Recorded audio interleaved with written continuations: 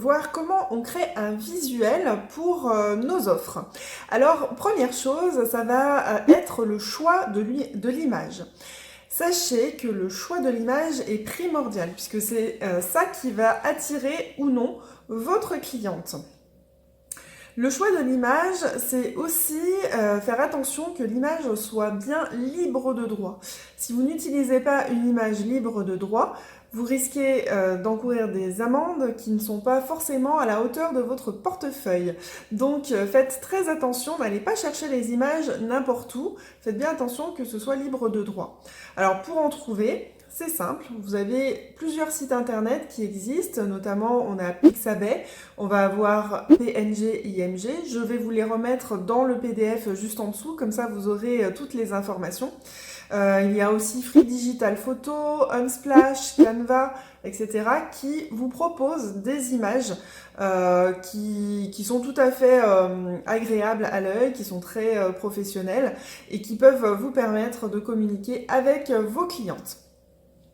Autre chose, vous avez deux types de sites internet qui proposent des images libres de droit. Vous avez des sites internet où les images sont gratuites et puis vous avez des sites internet où les images vont être payantes.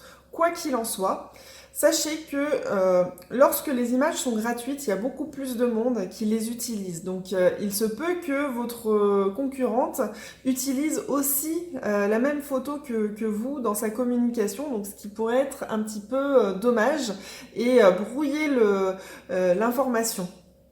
Dans les sites payants, vous avez également des images libres de droit. Alors du coup, il y a un petit peu moins de monde qui va aller vers ça. Mais par contre, c'est pas parce que vous payez, sachez que c'est pas parce que vous payez que l'image vous appartient. C'est-à-dire que votre concurrente, elle peut aussi utiliser cette image-là. Donc voilà, mais par contre, il y a un petit peu moins de monde qui les utilise, puisque du coup, comme c'est payant, et ben voilà, c'est un luxe qu'on s'offre. Il existe en esthétique des sites internet également où vous avez des offres qui sont déjà préconstruites et qui vous aident en fait à concevoir votre offre, votre visuel d'offre. Il y a notamment Marie de la Webbox qui fait ça très très bien. Et donc, vous avez les photos qui sont déjà choisies, vous avez les emplacements avec des belles typographies, etc. Pour noter vos offres, vos phrases d'accroche et mettre votre logo et le nom de l'institut. Par contre, moi, ce que j'aime bien, c'est que du coup, c'est déjà quasiment tout fait. Mais le revers de la médaille, c'est que c'est toujours pareil et c'est encore pire puisque là, c'est vraiment uniquement destiné aux esthéticiennes. Donc, aussi bien vous que votre concurrent, vous pouvez utiliser le même visuel. Donc, ça peut être bien, mais ça à double tranchant. Voilà.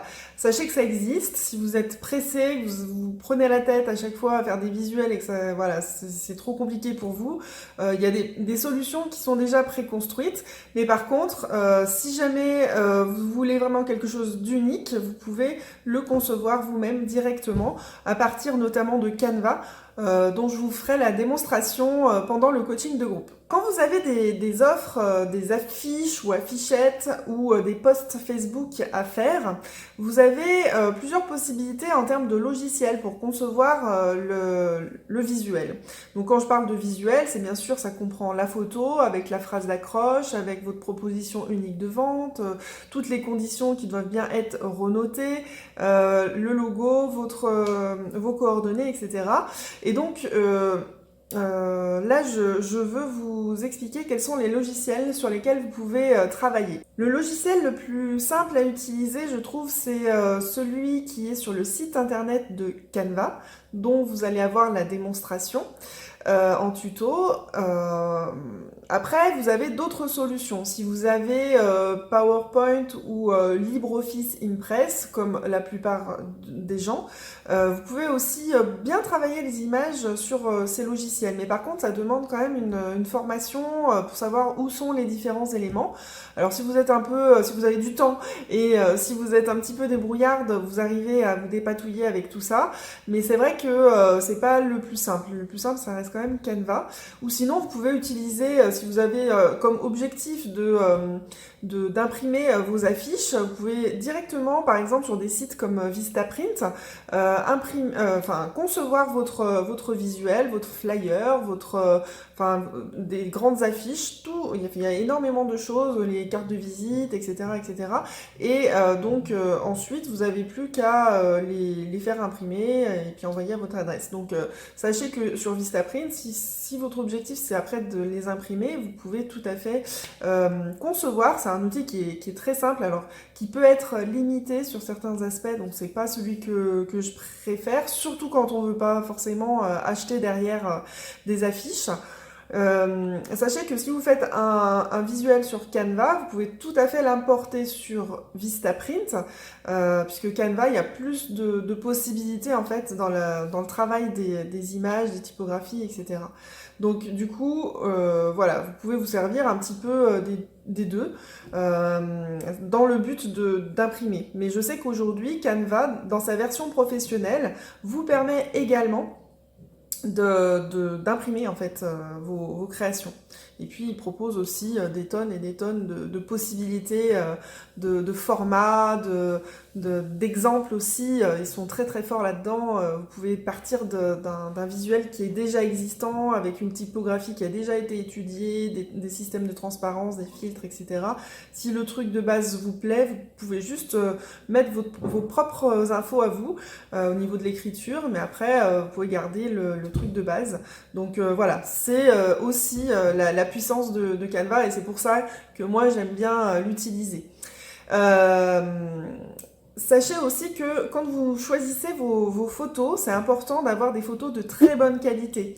C'est-à-dire que si Alors, une petite astuce pour savoir si c'est une photo qui est suffisamment de bonne qualité, surtout si vous faites des grandes affiches, c'est de la mettre sur Word par exemple, et de voir si la photo elle est toute petite ou si elle est géante par rapport à la feuille. Et donc si elle est toute petite, ça veut dire que si on la met sur un support qui est grand, et ben, ça va pixeliser, on va avoir des petits carrés dans tous les sens, et du coup l'image ne sera pas de qualité. Mais bon, ça après, c'est des choses, les logiciels sur Vistaprint par exemple, il va vous dire oui, la définition de l'image est pas suffisamment importante pour pouvoir l'agrandir sur une affiche aussi grande. Donc ça, tout est cadré en général, hein, on vous le dit, on vous le signale si l'image n'est pas de suffisamment bonne qualité, mais déjà de base, faites attention quand vous allez récupérer vos images. Donc moi je vous conseille absolument pas d'aller sur Google et puis de taper un mot-clé genre par exemple beauté ou soin visage. Vous allez dans Google, vous allez dans les images, et en fait quand vous faites ça, vous allez voir plein d'images. N'allez pas chercher l'image directement dans Google, mais par contre allez sur les sites de photos libres de droit pour être sûr de ne pas avoir d'embêtement. À propos des images, sachez également que quand on fait une communication, que ce soit sur Facebook ou même de manière générale, ce qui va être impactant, ça va être quand vous avez mettons une affiche où vous avez 80% d'images et 20% de texte.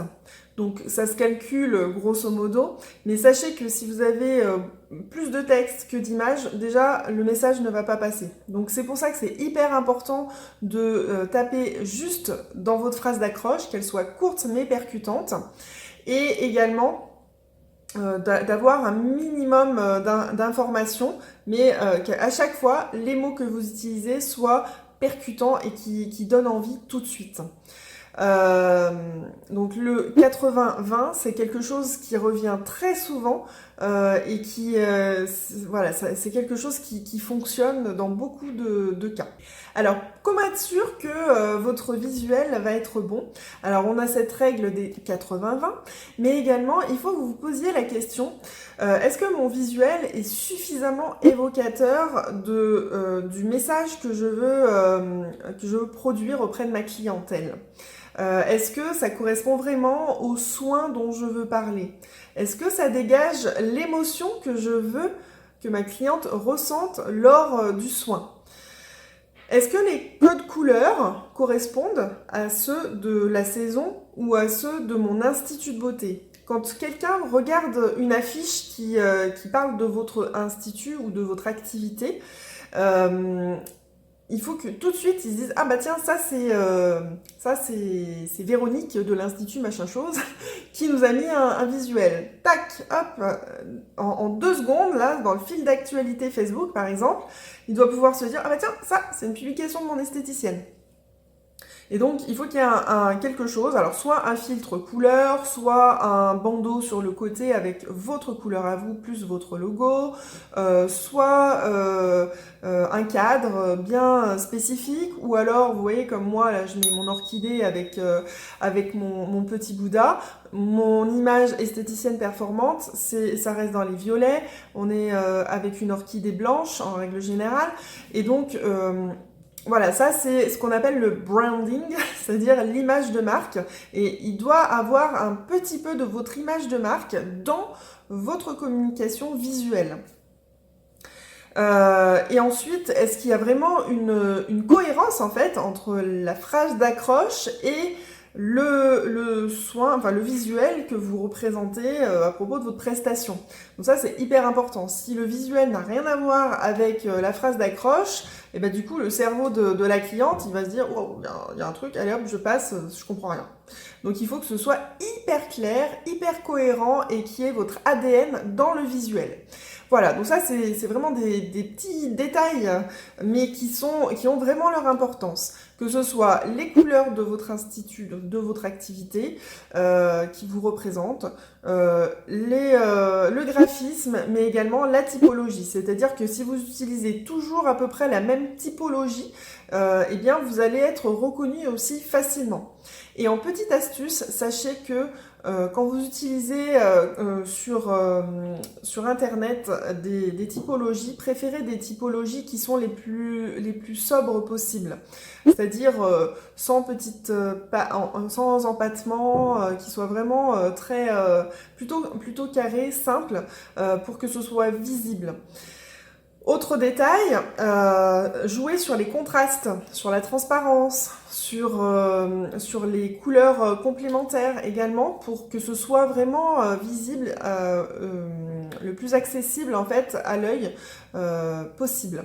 Voilà, et bien écoutez, je vous en dirai un petit peu plus dans le tuto sur Canva parce qu'on va voir différentes choses, mais en tout cas, voilà, tout ça c'est des choses de base dont il faut avoir conscience lorsqu'on établit un visuel. Et un visuel, en principe, il y a souvent des allers-retours, c'est bien de demander des feedbacks là sur le groupe Facebook, mais aussi à vos amis, à votre entourage, pour voir ce qu'ils ressentent par rapport à ce que vous avez construit et est-ce que vraiment ça correspond au message que vous souhaitez apporter à vos clientes. Et ben, allez, il n'y a plus qu'à, c'est parti.